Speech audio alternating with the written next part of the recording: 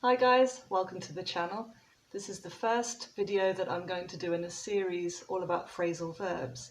Now in this one you'll learn 5 phrasal verbs that all start with get. Phrasal verbs are really important for understanding because they're quite informal and therefore we use them a lot in speaking. So you might find that in your English class you understand perfectly and then you go to an English speaking country and it's much more difficult.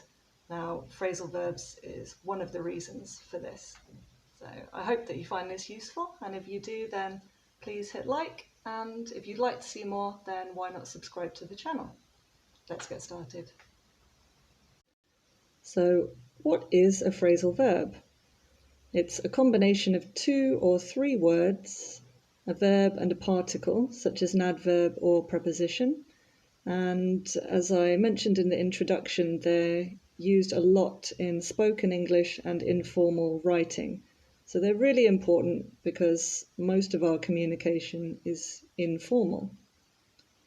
So we're looking at phrasal verbs with get today: get in, get out of, get on, get off, and get into. And we're going to look at 3 different uses for get into. So let's start with get in. Enter a car or a taxi. Get in the car, it's time to go. And we can see in the picture the dog is getting in the car. And we also use this when we're talking about entering a body of water. So this person is about to get in the pool. Get out of. Exit a car or a taxi. Don't forget to take all your bags when you get out of the taxi. So this is the opposite of get in.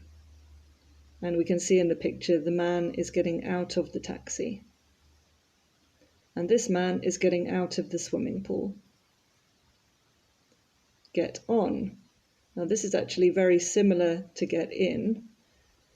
Enter a vehicle, but not a car or a taxi.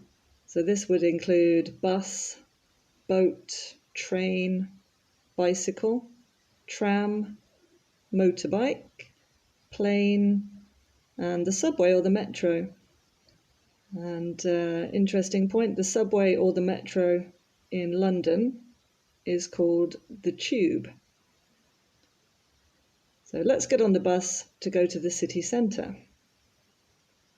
And here we can see the woman is waiting to get on the train. Get off. Now this is the opposite of get on. So to exit a vehicle, not a car or a taxi.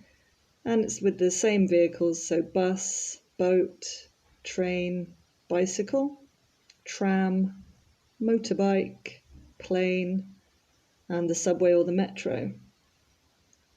I'm getting off the train at the next stop. Or if you were in London, I'm getting off the tube at the next stop. So this businessman has just got off the plane. And then finally we've got get into. So the first use is to enter a car or a taxi. So just like get in. I dropped my keys when I was getting into the taxi. And we can see the boy is getting into the car. So there's really no difference between get in and get into. Usually when we use into, then it refers to a dynamic action, so an action that involves movement, but then so does get in this case. The second use is to become interested in something. I got into painting when I was 10.